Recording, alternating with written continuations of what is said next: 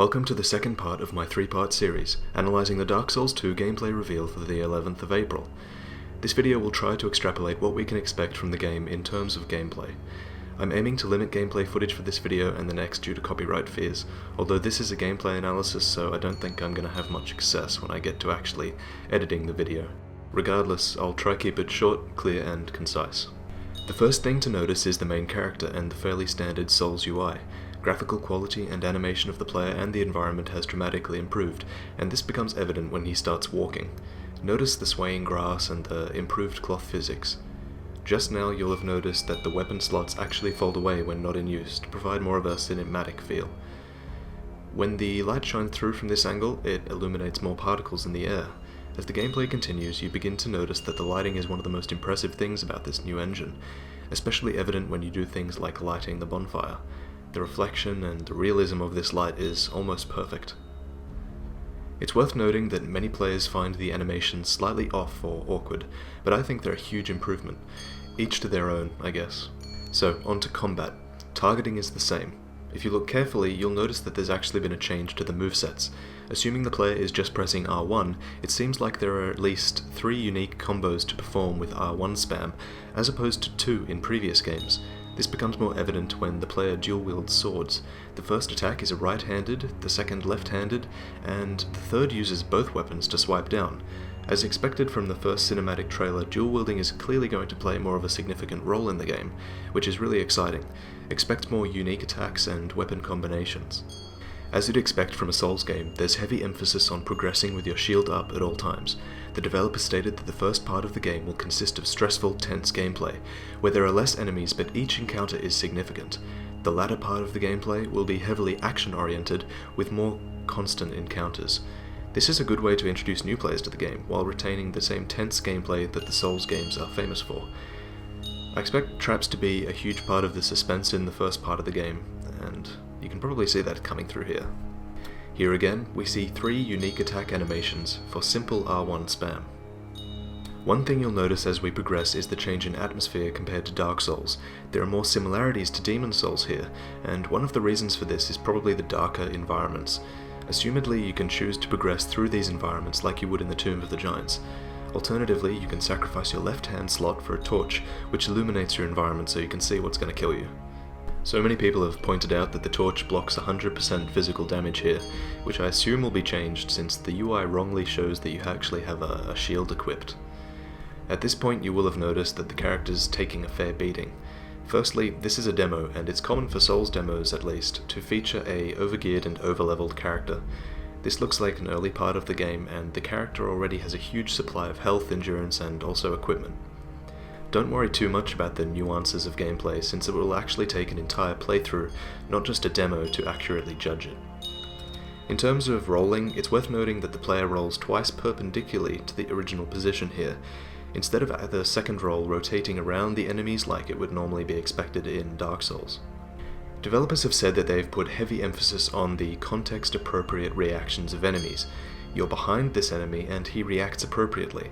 They say this is part of forging an experience that forces you to strategize and think logically. Expect every enemy, or at least most of them, to have vastly improved AI and reactions. Here the player also panics, spamming his D-pad. He unequips the torch and also scrolls through his spell slot, which reveals a few things to us. It has the text L2, ;10. Assumedly this means that the spell is at level 2 with 10 charges, so this would be a new system of upgrading spells but an old system of spell charges from Dark Souls, unless it's just a part of the debug mode. He also spam changes his item from Dropstone of Healing to Dropstone of Healing to Glisten, whatever that means. Later in the gameplay, it's revealed that the Stones of Healing are reminiscent of consumable divine blessings, but Estus remains in the game. However, the role Estus plays is unknown at this point. And if you look really closely, you can see small red bars under the equipped weapons. Assumedly, this is an easier way to check your durability. This next part was one of my favorites. Not only does the character pull out a gigantic sword reminiscent of something from Berserk, he actually interacts with projectiles. This dwarf thing throws axes at the player, and since the player can't dodge, he whacks the first one away with an attack from his sword. This could add a new element of depth to encounters, and it's another example of the game being more cinematic, while still retaining a focus on the gameplay. It's also interesting to note that here the player character switches through 3 weapon slots instead of 2. Whether this was just a showcasing feature for the demo will remain to be seen. Look at the lighting in this scene, I'll slow it down. The light seamlessly interacts with the character, and I can't get over how impressive that is. This scene shows a unique atmosphere. I mentioned before it's more reminiscent of Demon Souls, and that seems to be the case. I always found Demon Souls to be more creepier, and this blood-stained hallway, full of paintings and torture instruments, is doing a pretty good job of that. Also, the castle design seems a bit similar to Boletaria in Demon Souls. Now this next optional encounter has been encouraged by the devs, as well as a change in the level design based around it. So now it seems like when you encounter a major or minor boss in the level is subject to change, and perhaps the difficulty of the enemy is going to be relative to the environment you actually decide to encounter it in. Tanimura states he wants to break that traditional element of having a boss wait to be killed at the end of the level. I expect level design to change to suit this, and I expect bosses to come and hunt you down, just like the Silver Chariot. Dark Souls 2 is looking a lot more hostile. Another big thing in this fight scene is how the ranged combat has changed. It looks so much better now. You now have limited movement while attacking, and each arrow actually takes a portion of your stamina, meaning movement and stamina management will be a much larger part of ranged combat. This is a great addition since ranged combat in previous games has felt like it was only situationally viable. Now, the bow seems to be a viable method of taking on enemies in general. Also, as a side note, notice the attention to detail here as a painting falls down when it's disturbed. In this part, the player two-hands his weapon and gets hit with a glancing blow from the Cyclops, but he takes only a bit of damage. It seems like where you get hit could play a part, and you'll notice the sound the hit makes almost sounds like it's hitting the shield on the player's back. Something cool would be backstab immunity when a shield is on your back, or even just the shield on the back playing a part in the combat. There's a few things to note on the bridge scene. The camera jerks around to disorient the player when falling, and also the falling animation has been drastically improved. Also, this is more lore related, but note that he calls them wyverns, not dragons. The last section of footage seems to show that there's still a poise system in the game, since the character tanks 2 hits before being launched into the air on the 3rd. Other player interactions were also mentioned in the interview, and we can expect no major changes here, only improvements. Tanimura promises more interactions with the players, and better interactions through the server-based systems. Finally, I'll close with one part of the gameplay I can't answer 100%. Where there should be a humanity counter, there's this strange symbol that sort of looks like a moon or a sun or an eclipse. What does this mean? Let me know what you think. I have one theory, but it's just as likely to be correct as yours. We know that weather or perhaps time of day will play a bigger part in the game. There are also many references to this one rope bridge. In the first trailer, the bridge was depicted in a cold, snowy, dark environment.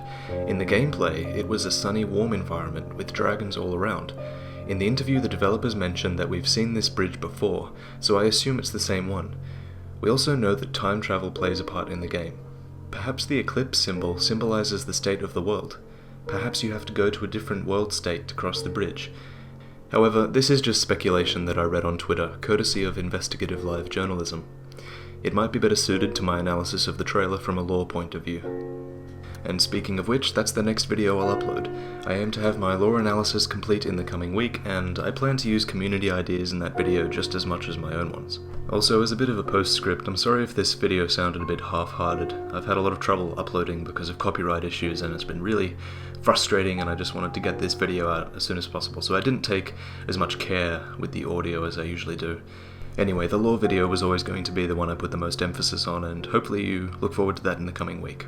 Later, guys.